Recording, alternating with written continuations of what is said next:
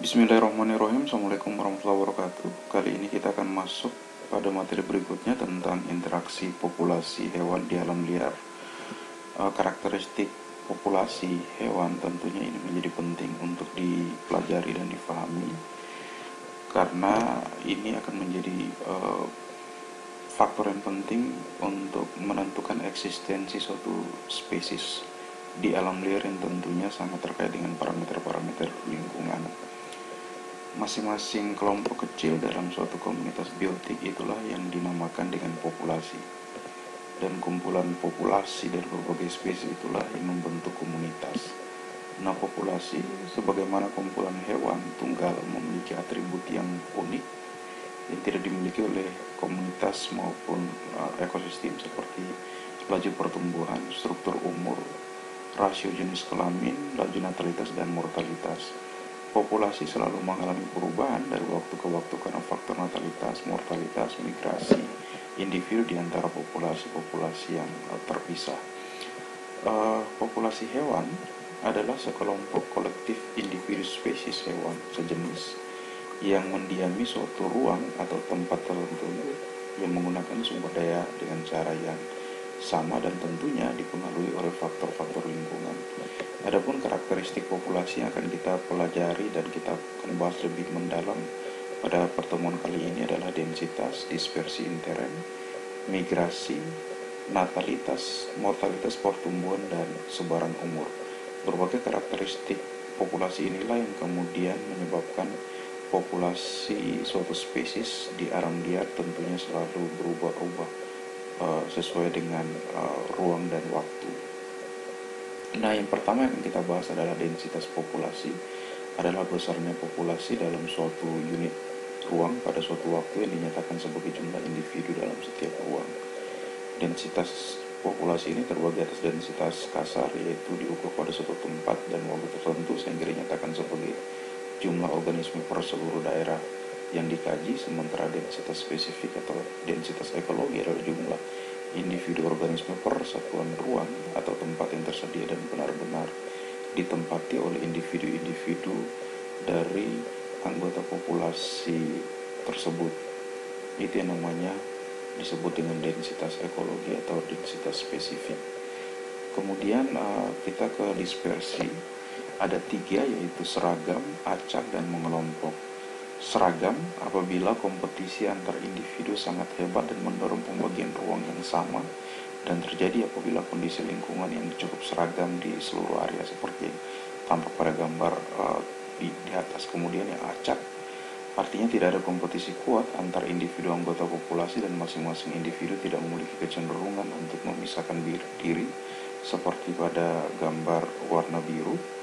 Kemudian mengelompok adalah kecenderungan populasi untuk berdekatan yang dapat meningkatkan kompetisi dalam meraih sumber daya yang tersedia, makanan, parameter-parameter lingkungan lain, dan dapat bermanfaat dalam mempertahankan diri dari serangan predator. Biasanya mengelompok itu adalah salah satu strategi hewan untuk menghindari serangan predator, sehingga mereka membentuk pengelompokan untuk saling bertahan.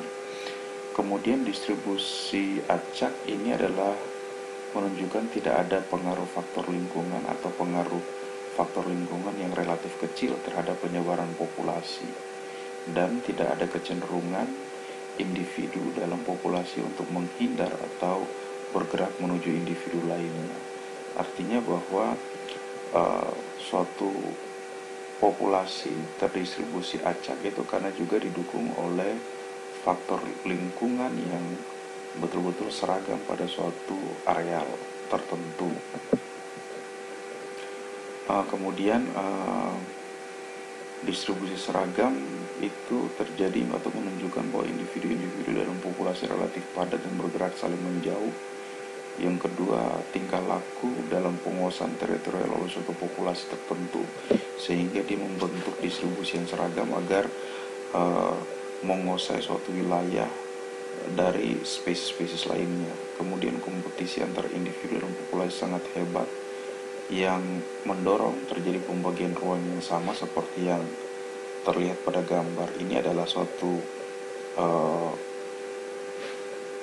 strategi untuk bagaimana menguasai suatu teritorial atau suatu wilayah tertentu untuk kebutuhan hidupnya.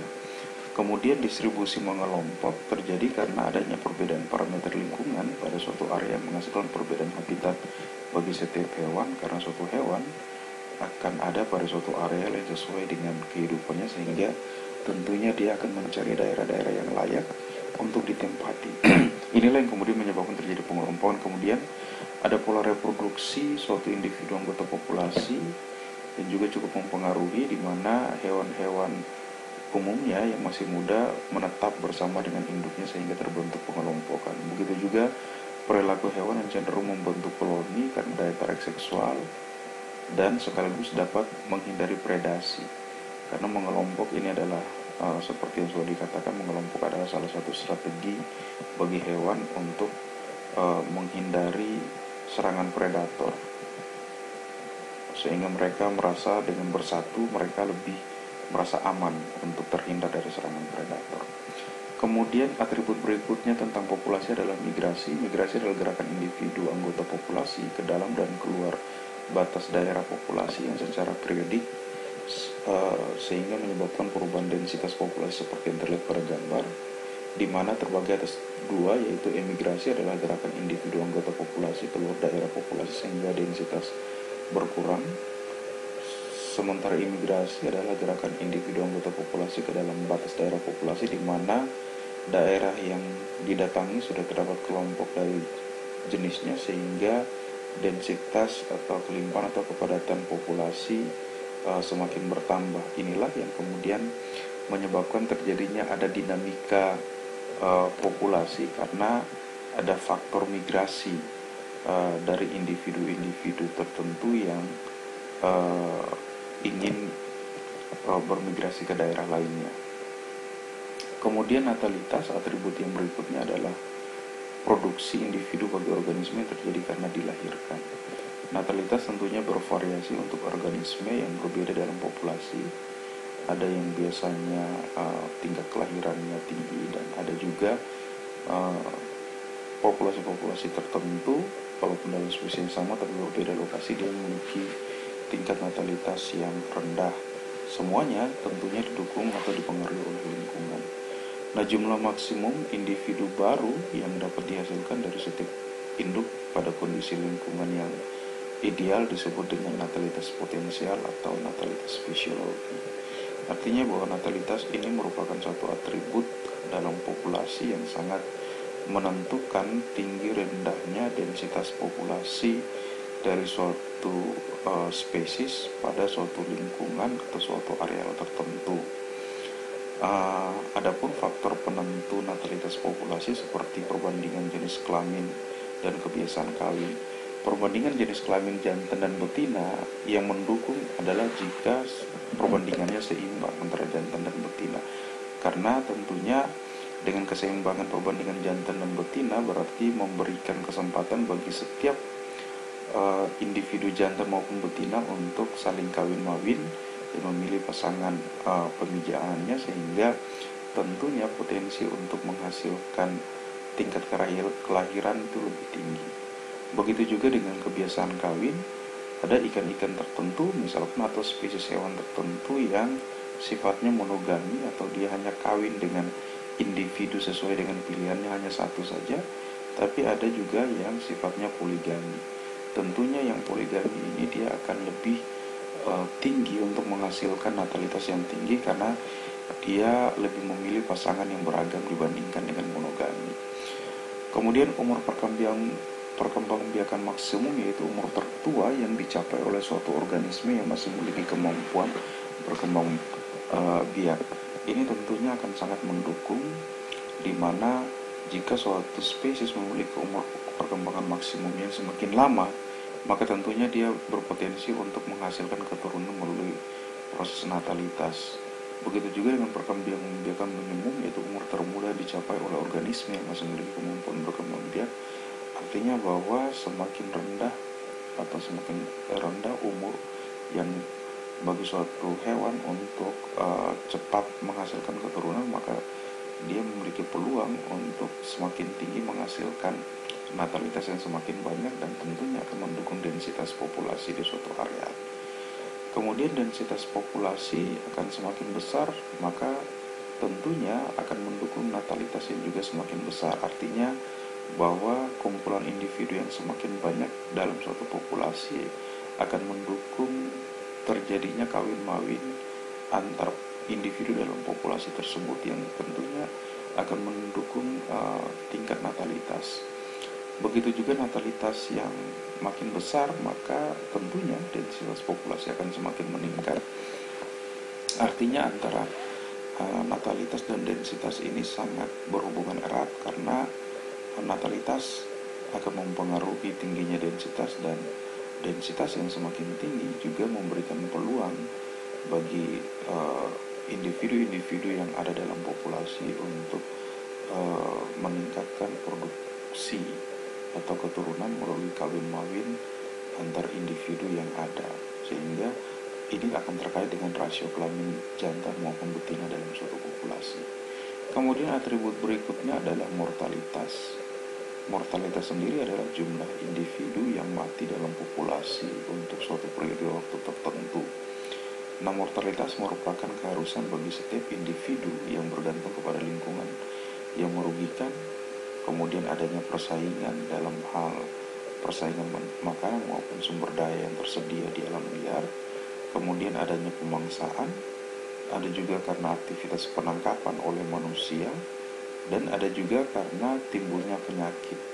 Tentunya berbagai variabel ini akan saling berinteraksi di alam liar yang kemudian sangat mempengaruhi tinggi rendahnya natalitas populasi hewan yang ada di alam liar.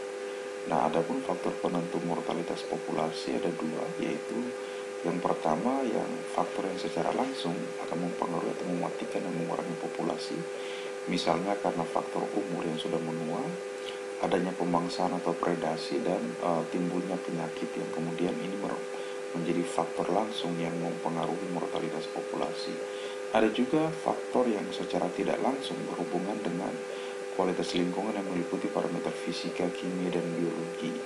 Parameter biologi akan terkait dengan makanan. Jika makanan tidak tersedia atau berkurang, maka akan menimbulkan mortalitas yang tinggi. Begitu juga dengan parameter lingkungan tidak mendukung, akan menimbulkan penyakit dan sebagainya. Nah, ini adalah gambar yang menunjukkan bahwa 4 faktor yang mempengaruhi densitas populasi dari suatu spesies pada suatu daerah tertentu, di mana yang menambah populasi adalah natalitas dan imigrasi. Natalitas adalah tingkat kelahiran yang akan semakin tinggi tingkat kelahiran, maka akan menambah densitas. Begitu juga dengan imigrasi atau masuknya individu-individu pada suatu populasi tertentu yang sudah ada. Ini tentunya akan menambah densitas populasi, sementara berkurang adalah akibat mortalitas. Tentunya mortalitas yang tinggi akan semakin berpengaruh terhadap menurunnya tingkat densitas suatu populasi. Begitu juga imigrasi adalah keluarnya individu-individu dalam suatu populasi menuju ke tempat lain, mungkin karena aktivitas-aktivitas biologi mencari makan dan parameter-parameter lain yang mendukung dia untuk keluar dari populasi, yang tentunya akan mengurangi densitas populasi, sehingga densitas populasi itu selalu terjadi perubahan-perubahan dalam skala ruang dan waktu. Kemudian atribut berikutnya tentang populasi adalah pertumbuhan. Populasi dapat dikelompokkan berdasarkan karakteristik pertumbuhannya. Ada 2 karakteristik pertumbuhan yang dikenal, yaitu ada strategi R, yaitu pertumbuhan populasi yang cepat dengan mengabaikan terlampauinya daya dukung yang membentuk pola pertumbuhan eksponensial atau pola pertumbuhan huruf J seperti yang ada pada gambar. Itu menunjukkan bahwa tidak terpengaruhi dengan daya dukung lingkungan, karena mungkin suatu spesies atau suatu individu atau populasi yang ada tidak ada musuh alaminya, sehingga pertumbuhannya tidak ada yang menghambat. Kemudian strategi K, yaitu pertumbuhan populasi yang lambat dengan memperhatikan batas daya dukung lingkungan seperti yang ada pada gambar.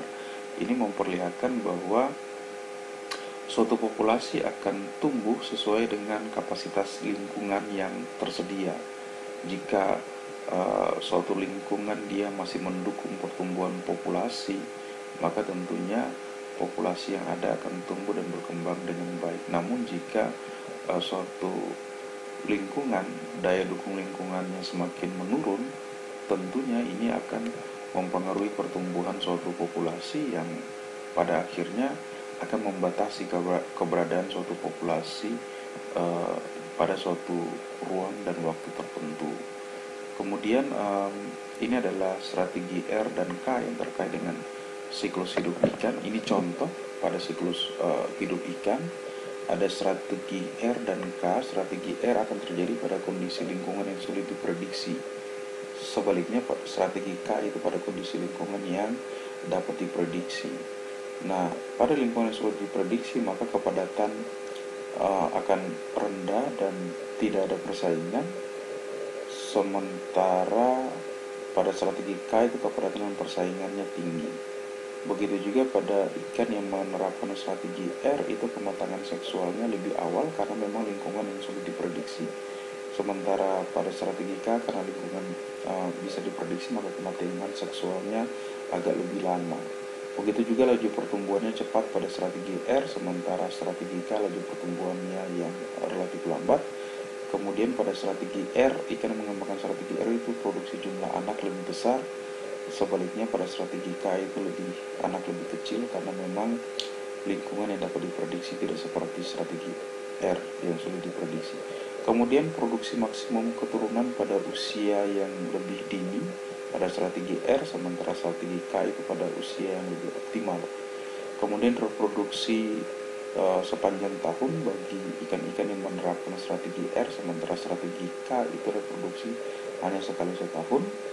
Dan ikan-ikan yang menerapkan strategi R biasanya ukuran tubuhnya kecil dan mortalitas alaminya tinggi, berbalik dengan strategi K yang ukuran tubuhnya relatif lebih besar dan tingkat mortalitas alaminya rendah. Karena ini terkait biasanya jika laju pertumbuhannya lambat maka tingkat mortalitas alaminya akan rendah, sementara jika laju pertumbuhan cepat maka konsekuensinya biasanya mortalitas alaminya lebih tinggi.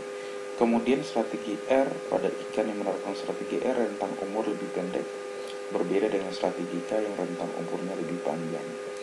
Dan terakhir strategi R itu karena lingkungan yang sulit diprediksi menyebabkan ikan yang anakan yang lahir tidak mendapatkan perawatan dari induknya karena dia juga menghasilkan keturunan yang lebih banyak itu sebagai konsekuensinya. Sementara strategi K karena menghasilkan keturunan yang relatif sedikit maka induknya selalu merawat anaknya karena memang kondisi lingkungan yang dapat diprediksi. Inilah perbandingan strategi R dan K, contohnya pada siklus hidup ikan yang tentunya sangat berbeda. Tergantung bagaimana suatu ikan dia dipengaruhi oleh lingkungan yang akhirnya dia bisa menerapkan strategi R ataukah strategi K atau gabungan antara strategi R dan K, tergantung bagaimana kemampuan dia. Kemudian faktor pembatas pertumbuhan populasi ada dua, yaitu density dependent, itu beberapa faktor lingkungan dan biologis memiliki pengaruh yang berbeda terhadap populasi. Jika densitas populasi tinggi maka akan menjadi pembatas untuk pertumbuhan populasi karena sangat dipengaruhi oleh adanya kepadatan. Nah, contoh jika individu yang terkumpul dalam area yang kecil maka penyakit dapat lebih mudah menyebar daripada populasi yang jarang atau densitasnya rendah. Artinya bahwa ini adalah populasi yang sangat tergantung kepada kepadatan seperti yang terlihat pada gambar.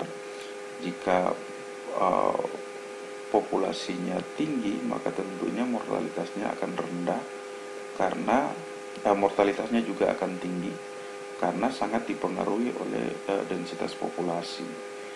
Nah, hal ini tentunya akan mempengaruhi keberadaan atau tinggi rendahnya densitas populasi karena sangat dipengaruhi oleh keberadaan lingkungan atau daya dukung lingkungan yang ada, seperti contohnya itu jika kepadatan terlalu tinggi pada daerah yang kecil maka akan terjadi persaingan ruang, oksigen terlalu dan sebagainya yang tentunya akan menurunkan densitas populasi. Akan berbeda tentunya dengan density independent atau yang tidak terpengaruh terhadap kepadatan. Nah, biasanya perubahan suhu panas ke dingin saat musim dingin atau perubahan salinitas inilah yang terkait dengan faktor yang density independent atau tidak terkait dengan kepadatan. Ada juga faktor pembatas populasi lainnya adalah kompetisi interspesies yang terjadi pada saat individu-individu di dalam suatu populasi itu berkompetisi untuk mendapatkan sumber daya berupa makanan, ruang, dan sebagainya, yang kemudian akan terjadi persaingan sehingga jika populasi densitasnya tinggi maka mortalitas alaminya juga terkesan tinggi, rendahnya juga akan tidak berpengaruh terkait dengan densitas, karena di sini ini adalah faktor lain yang mempengaruhi seperti perubahan-perubahan parameter-parameter lingkungan, misalkan suhu, salinitas, dan mungkin juga parameter-parameter lingkungan lainnya, dan juga mungkin parameter-parameter lingkungan biologi seperti makanan, sehingga adanya persaingan antar individu lah, itulah yang kemudian mempengaruhi densitas populasi. Dia tidak tergantung kepada tinggi rendahnya suatu populasi dalam satu ruang tertentu. Nah, kemudian faktor yang ketujuh adalah sebaran umur.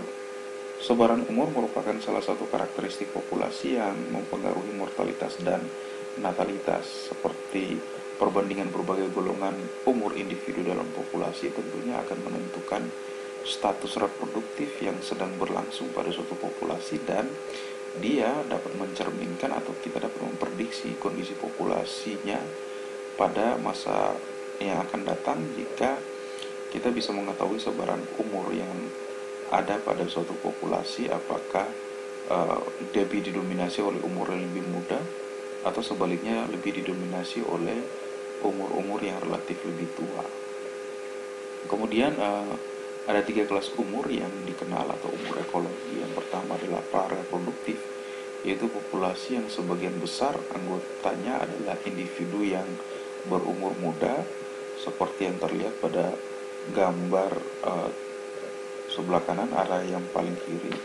Kemudian reproduktif, yaitu populasi yang sebagian besar anggota individunya berumur sama dengan umur rata-rata populasi. Ini lebih menunjukkan populasi lebih aman karena jumlah antara individu-individu yang berumur tua dan berumur muda dan berumur yang sedang relatif tidak berbeda signifikan, sehingga populasi ini cenderung lebih aman jika dibandingkan dengan pasca reproduktif, yaitu populasi yang sebagian besar anggotanya adalah individu-individu yang berumur dewasa, dan jika individu-individu yang berumur dewasa akan banyak yang mengalami mortalitas akibat umur, tentunya akan sangat riskan karena individu-individu yang berumur muda ketersediaannya lebih kurang.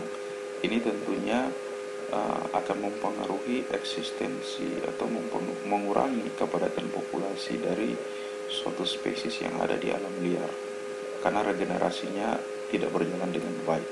Nah, ini adalah tipe piramida umur yang menggambarkan kondisi populasi ikan sebagai contoh. Yang pertama adalah piramida umur yang lebar di bagian bawah, itu menggambarkan populasi ikan didominasi oleh ikan-ikan muda, dan populasi ikan dapat berkembang cepat karena adanya proses regenerasi yang berlangsung dengan baik dengan jumlah individu ikan-ikan muda yang lebih banyak. Kemudian sebaliknya adalah piramida umur yang lebar di atas atau piramida terbalik, yang menggambarkan populasi ikan didominasi oleh ikan-ikan yang berumur tua, dan populasi ikan tidak berkembang karena proses regenerasi yang tidak berlangsung dengan baik, sehingga populasi ikan menjadi tidak stabil. Dan seperti yang sudah dikatakan sebelumnya, jika ikan-ikan yang berumur tua mati karena pengaruh umur secara alami, maka tentunya proses regenerasi akan berjalan sangat tidak baik karena individu-individu berumur muda keberadaannya sangat terbatas. Nah, yang ketiga adalah piramida umur yang moderat, yaitu yang relatif lebar di tengah, yang menunjukkan bahwa populasi ikan didominasi oleh ukuran ikan yang berukuran sedang. Nah, populasi ikan dalam kondisi ini adalah populasi ikan yang stabil, namun proses regenerasi berlangsung relatif lambat karena individu-individu muda yang ada relatif lebih kecil, seperti itu. Nah, adapun penutup dari kajian ini adalah keberlanjutan populasi di alam liar sangatlah bergantung kepada faktor-faktor seperti natalitas, kemudian mortalitas, kemudian adanya migrasi, adanya pertumbuhan dalam suatu populasi, dan rasio kelamin serta struktur umur akan sangat mempengaruhi eksistensi populasi di alam liar. Kemudian dinamika faktor lingkungan tentunya akan mendukung keberlanjutan suatu populasi hewan di alam liar, di mana dinamika lingkungan inilah yang dapat menyebabkan tinggi rendahnya natalitas, juga menyebabkan tinggi rendahnya mortalitas, dan juga akan mempengaruhi migrasi, baik emigrasi maupun imigrasi. Kemudian juga akan mempengaruhi pertumbuhan, dan juga akan mempengaruhi struktur umur, sehingga densitas populasi akan sangat dipengaruhi oleh dinamika faktor-faktor lingkungan yang terjadi, baik faktor fisik, biologi maupun kimia yang ada, maupun gabungan dari tiga faktor-faktor ini yang kemudian mempengaruhi eksistensi suatu populasi dari suatu spesies di alam liar. Kemudian aktivitas antropogenik ini menjadi faktor yang sangat penentu eksistensi suatu populasi hewan di alam liar, sehingga keberadaan manusia tentunya akan menentukan keberadaan suatu spesies yang terkait dengan keberadaan populasinya di alam liar. Ini yang menjadi penting untuk dievaluasi oleh aktivitas manusia. Demikian apa yang bisa Bapak sampaikan. Kalian bisa mempelajari terkait dengan populasi pada buku-buku ekologi seperti ekologi ikan, ekologi perairan tropis, maupun buku ekologi umum lainnya yang tersedia, yang bisa kalian akses, sehingga dapat menambah kesana pengetahuan kalian. Demikian, terima kasih. Wallahul muwaffiq ila aqwamit thoriq. Wassalamualaikum warahmatullahi wabarakatuh. Kita ketemu pada pertemuan-pertemuan lainnya, dan semoga materi ini menjadi materi yang bisa menjadi bermanfaat untuk bisa kalian pahami dengan baik.